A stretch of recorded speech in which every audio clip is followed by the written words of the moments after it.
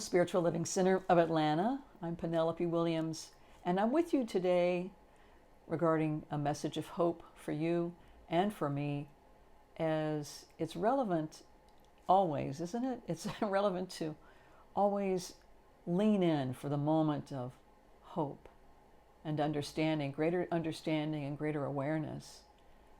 I was invited to provide this to you as a practitioner.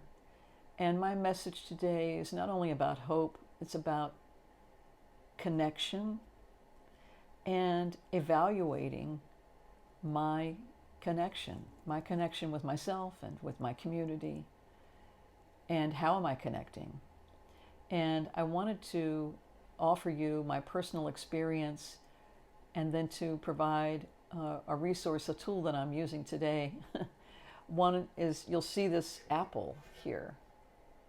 And you'll see other things in the video, of course, but I wanted to draw your attention to the apple. That might be a frame of reference for us today. I eat apples every day, and in a myriad of ways, right? I mean, we nourish our bodies in a myriad of ways, don't we? It's an opportunity to nourish oneself these days, and I was drawn to the apple as a metaphor because I was using this textbook today that I'll read from, The Apple of God's Eye. I just love that. This is the book of a large anthology of the works of Neville Goddard, and it's The Power of Imagination, as you see the title there. But I love the image of the apple of God's eye, and I've reflected through the years my relationship with God and how now I feel much closer to the way that I've always wanted to be and to understand myself. To be a beloved child of the Most High, as I hear Jean Bell often describe it. And some of our other practitioners, they refer to it in that way. It's a personalization of the relationship of God, but that's because there's a quote here, God was manifest in the flesh. So it is. I mean, God, the energy, the source of God being manifest in the flesh.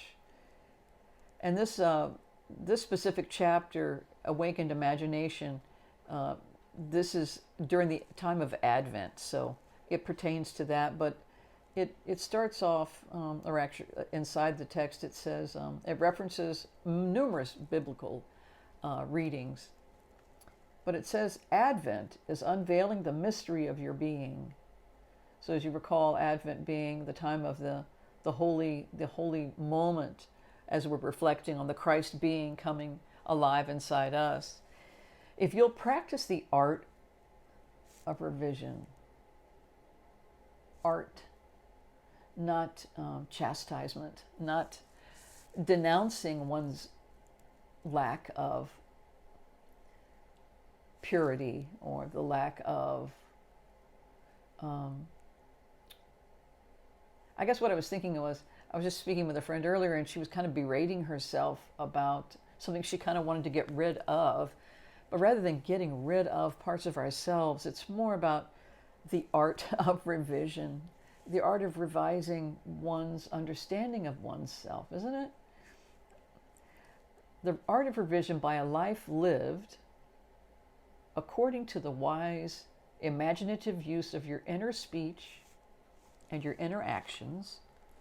So by a life lived, now that again means to me the art of practice, practicing living a life that is blessed, no matter what, no matter what. So it goes on to say, a life lived according to the wise, imaginative use of your inner speech and inner actions, and confidence that by the conscious use of the power that worketh in us, Christ, consciousness, if you will, I'm adding that word consciousness, will awake in you. I have lived a life as a musician all my life and came through many channels through the music industry, one of which I garnered lots of skills and less than appropriate speech. And the inner, although this says inner speech and interactions, believe you me, by my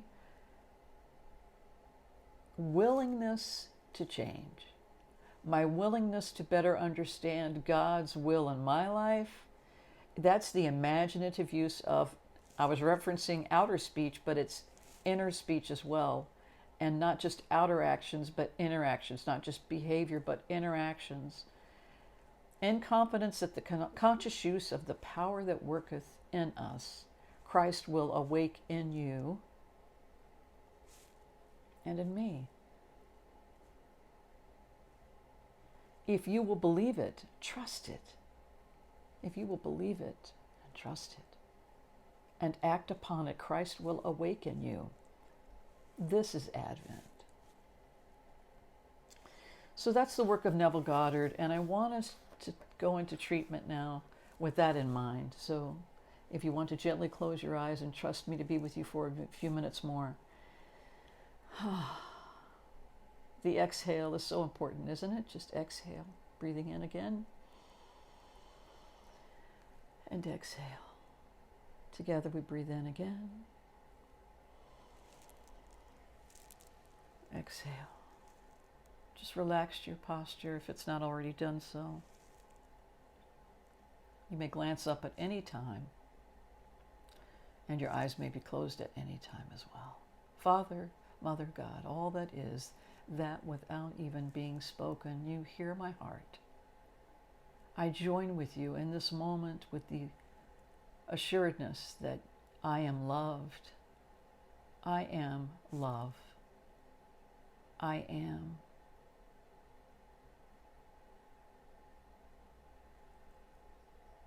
And in this joining, this willingness to be present to the ordination of my holy ground, for I am ordained in your love. We each are blessed in this moment together, relaxed, poised, as we receive.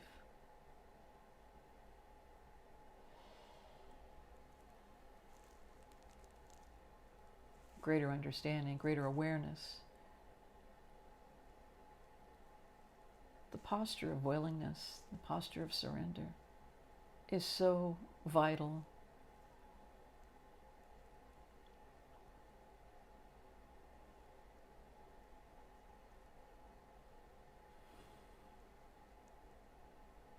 This is also a place of gratitude that I am joined with Spirit.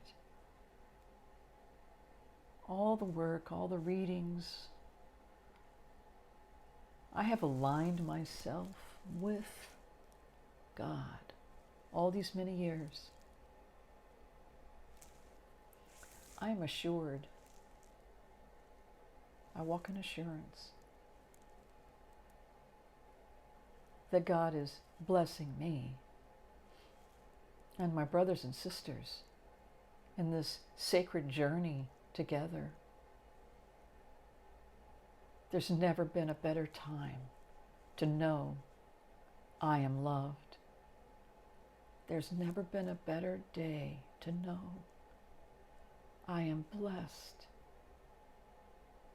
This is the time.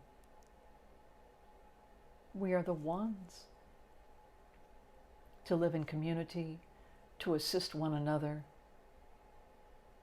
to be together in love, in conversation, serving one another as is appropriate. I'm so grateful, so very grateful to have you listening, and you, God. It is all one and the same. Let us recognize our beauty, our hope, our love, our generosity. Let's recognize that today. And is this in great gratitude of this moment as I gesture towards the apple clumsily.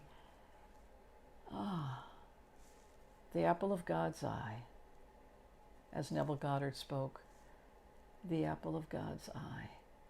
We are that. I'm so grateful for our time together.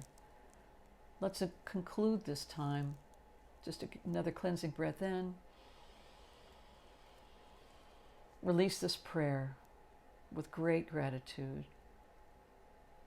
Together we say, and so it is. Thank you. Thank you. Thank you.